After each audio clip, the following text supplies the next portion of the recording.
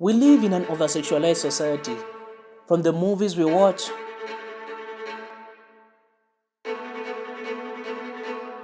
the games we play, and most importantly, the music we listen to.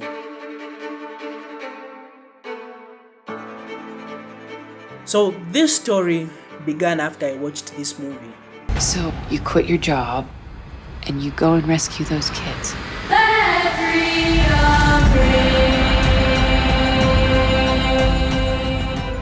Sound of Freedom, based off true events, this movie looks into child sex trafficking. This movie was really sad, especially again when you get to realize that this was based off true life events. Huge questions come in like how on God's green earth does this happen? How does one person reach the point of not just trafficking kids, but using them in such a manner? Now, I'm not going to pretend that these things don't have a spiritual component towards them. I mean, we live in a fallen world. We've all heard these stories of molestation, rape, and some of them are even done for spiritual reasons. That's a larger topic on its own. I'm not going to focus on that for now. Instead, I want to see how an ordinary dude can get from a state of somewhat innocence to moving down through this downward spiral of not so innocence. After checking out several reasons from several demographics, one similar point was found. The single most correlating factor: porn. So the sex industry is $1 billion industry, and for demand to meet supply, well, weird things need to happen. Human trafficking, sex slavery, manipulation, you name it. When you think about it, every number, every viewer that gets onto these porn websites is basically incentivizing them to continue. The high demand will be met by a high supply. So in 2019, it was estimated that over 12,500 gigabytes or about 12.5 TB worth of porn videos was uploaded to Pornhub. Not for that entire year, not even for the month, not for a day, not even for an hour. Every single minute. These two hard drives right here, about 1.5 terabytes. These two mags would be filled up in about 7 seconds. Like, I can't even begin to digest some of these statistics, so let me just read out a bunch of them to y'all. Today, porn sites receive more traffic in the US than Twitter, Instagram, TikTok, Netflix, Pinterest, and Zoom combined. In 2017 alone, Pornhub got about 28.5 billion visits. That's almost 1,000 visits a second or 78.1 million a day. That number jumped to 42 billion site visits in 2019. In 2016, videos on Pornhub were watched almost 92 billion times. The exact number being 91,980,225,000. In 2018, that number jumped to more than 109 billion. That's almost 14 videos watched for every single person on the planet. More than 5 billion hours of porn were watched on Pornhub in 2019 alone. That's equal to almost 665,000 years of content consumed in 1 year just by one porn site. Almost 2 million people are watching porn every minute. My goodness, I honestly don't even know how to digest some of those statistics. But one thing for sure is that porn, well, it's addictive. Now, before we can go any further, like the dangers of porn or how this could even be accessed for free, let's just understand the science behind porn addiction. Neuroscience 101 for Dummies by Dummies, brought to you by PulseCare. Cheap inside.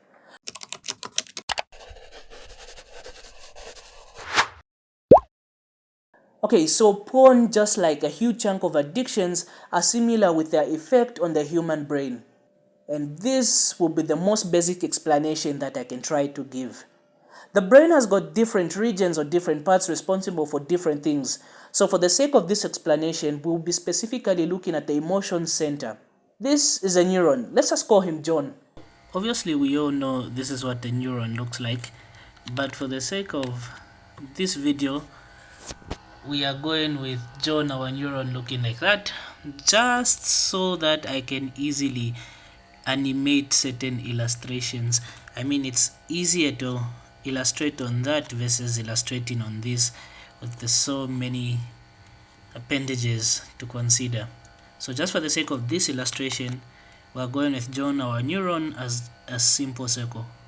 John is responsible for your emotions, you waking up, you being motivated to go for work, you being a responsible Zambian citizen, and all that. Now, a huge chunk of your emotions is mediated by this pesky little neurotransmitter or hormone called dopamine. So for this illustration, let's say that your normal levels of dopamine are, let's say, around 60. That is you being at your normal self. Anything below that and you're kind of gloom and sad and all of that. If it's pathologically low, let's say you're depressed. And similarly, if it's pathologically high, well, you have a manic episode. Okay, so there's this cool bunch of processes that keeps our bodies at a particular and favorable internal environment known as homeostasis. Again, shout out to Pauskia, I did a full video explaining that. Now, in case of John, homeostasis is mediated on his surface by these proteins called receptors. So dopamine comes in contact with these receptors, and through a bunch of cool, weird science processes, it gives you the positive effects of dopamine, like you being motivated to go for work or you cooking lunch. So porn addiction, like most addictions, will work on this same neural pathway. Your eyes will see something that stimulates you, and your neurons in your emotional center will be turned on, and boom, here comes a result of watching porn, in this case, an orgasm. Now, remember this pesky little process known as homeostasis. Your body needs to be kept at a particular, constant internal environment. Now, let me just say this. Intimacy has its proper context. This stimulation is pathological, especially when it becomes a habitual thing. So to protect itself, the body deploys this process, homeostasis. It kicks in, and through the receptors on John's surface, through a process known as negative downregulation. This means that, say, if John had about 30 dopamine receptors, they'll be reduced to about 10 of them. We've all seen this happen to so many people, and most of us don't really understand the science behind it. So let me just give you this example to kind of make it a little bit practical. Remember when it was your first time drinking alcohol and one bottle of alcohol just knocked you out? Well, it's 5 years later and 10 bottles of alcohol is now what does the trick. What happened to you? Negative downregulation. Or maybe remember 2 years ago when one joint of weed would hit you so bad and you would wake up feeling like you're in space. Now, well, 2 years have passed and 7 of them mugs is what is needed for the same effect. Yes, sir, that is one negative downregulation. So what does this mean? Our neuron has been overstimulated to a point that negative downregulation has happened, so John is no longer expressing as much dopamine receptors as he needs. What will this mean? 2 minutes of porn was enough to get you stimulated, but now, well, it just isn't. Watching normal kisses was enough, now it isn't, and it ends taking up mugs to more graphic, more intense, different genres of porn and longer videos. But well, your fantasies need to be met, and sometimes this will come at the expense of close family and close friends. Honestly, theoretically speaking, this just feels like a stretch. Till you go down further, no one should ever go down that rabbit hole. It just isn't worth it. Now remember what we learned earlier on. John is responsible for other things like our normal level of motivation. But what has happened now is that through downregulation, John isn't expressing as much dopamine receptors on his surface. So this means that dopamine doesn't really have its effect on us. This is important for our moods and how we'll be feeling. Because of the low amounts of dopamine that are influencing John in this case, it brings our normal base dopamine levels below 60. And boom, you just aren't feeling like yourself anymore. You need your high just to get out of bed. You need your high just to meet up with people and do normal life activities. And without this, life just feels plain and dull. John ends up betraying you. He needs his drug. He wants his drug. He needs these images. He needs these videos. He just needs more and more and more graphic things just to bring him at his normal self. Now, I must say that this is not an overnight process, but ultimately, this does happen. Another question asked, especially by people who went down this rabbit hole of addiction of any sort, including porn, is why can't you just be logical? Why can't you just get up and just take that vice away? I'm glad you asked. Some studies have shown that with the overstimulation of these emotion centers, it leads to a reduction in the activity of the prefrontal cortex, and this is basically the region of the brain that's important for logical decision making. Another study showed that some cortisol is released during sex or porn viewing in this case, and cortisol has been shown to inhibit the function of the prefrontal cortex. Take with it what you may, but I'll just end by quoting this dry rapper named Lil Wayne. Every time I come to my senses. We've all heard people saying of how their senses came back only after having an orgasm. Statements like, what did I do? Or I wasn't feeling like myself, or now I'm feeling more logical and more reasonable. The shame, the guilt, all of that. Hence, this is why I call this pathological, and it's the same reason why intimacy has its proper context. So in a nutshell, this is the neuroscience behind porn addiction. So prevention is always better than curing. Like all addictions, well, these two can be fought off. Now here's the dark side of porn that no one really likes to talk about. High demand will be met by high supply. And yes, we do live in an over-sexualized society. And so these days there are people who are willing to go into porn and they're even making a whole lot of cash. We all see these men and women online promoting things like OnlyFans. However, a huge chunk, especially of women, are victims of rape.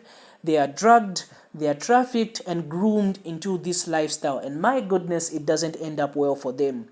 There's so many stories online of people who quit acting porn that have just ended up doing drugs or overdosing on drugs. They ended up committing suicide, becoming toxic alcoholics, the number of unwanted pregnancies and high levels of child neglect, high amounts of abortions, high amounts of STIs, and all sorts of things. I can still hear that argument coming up even throughout all of this. How am I responsible for what was posted online? This is a moral argument that can be had and made. Who is the bad guy in this case? The pimp who traffics women, young boys, young girls, and puts up those videos online, or me as the consumer who is adding to these numbers, incentivizing this behavior? The same argument has been made so many times concerning slave trade. Who was worse in this case? The white man who came to buy off black men as slaves, or the black people who sold other black people as slaves to white people?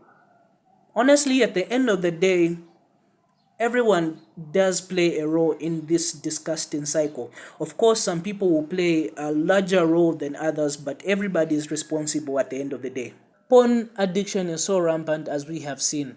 Another huge misconception behind viewing porn that has massively deceived people is the thought that viewing porn is just a seasonal thing, something that can easily be stopped after certain things have been changed or certain needs have been met.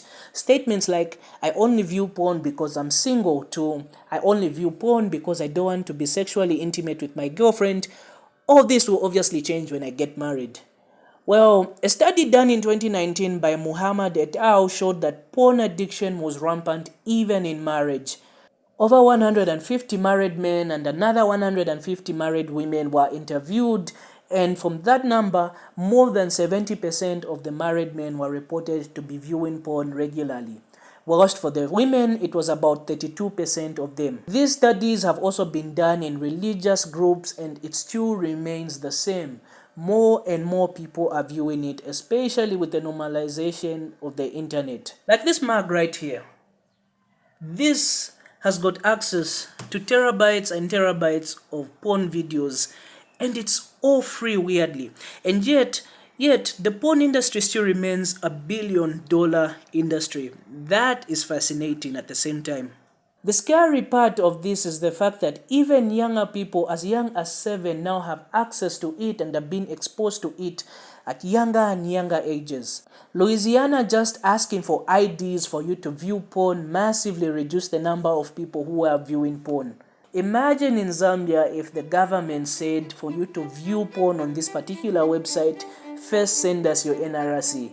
That would be a massive problem. Just crazy. So what does this mean for society? Well, it means a whole lot.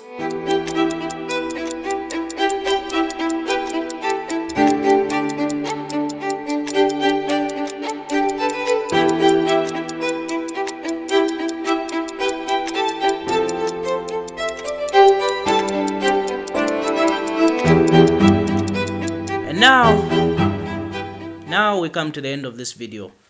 Honestly, this addiction, like any other addiction, can be fought off. I think the best way I can end this video is by showing videos like this. This is what we want to do. We want to show how damaging pornography is to your spirit, to your soul, to your body. We want to show you how to get free, and we want to show you how to stay free. Whatever men find arousing, men find it arousing to choke a woman, to have brutal sex without one touch, hug, kiss, tender caress. Well, then it is sexual. Our enemy knows where we're weak and where we're vulnerable, and will put some kind of temptation, some kind of trap, some kind of bait in front of us. Scripture goes on to say, then after that desire has conceived, it gives birth to sin. And that's what happened to me. I want to look, there's a temptation, I looked, I sinned, and sin, when it is full grown, gives birth to death. Tonight we're talking about sex. I'm gonna look right into the camera. No, I really wanna talk about this thing, and I'm passionate about it because when I was growing up, when I was in church, I had parents who loved God. I've been all around the world and sung all the songs, but nobody ever really talked to me about relationships and how they were actually supposed to be. And so what ended up happening is culture defined relationships for me. People that probably weren't the best examples defined relationships for me. Sex was a taboo topic. The only instruction I got in church about sex is don't have it until you're married. A whole bunch of these videos will be linked out in the description wherever this video will be posted. Otherwise, it was pretty cool learning about all these things and finding them out. A little bit challenging, especially the sexual content. But all in all, thank you for watching this video. Peace. All my roses are dark, my baby just left me. I call my brother IX. Two heads is better than one. He told me he bring the cutter, we cutting out orchards. The NBA goes to the planting the juices, the Christ is the truth, and yeah. Walk on my knees, yeah, better than now. Yeah, I cover my face, and pain in my eyes. This life is a mess, I'm never gonna stop. I feel like I'm bored. In a Mercedes, I'm running this race. The devil he moves.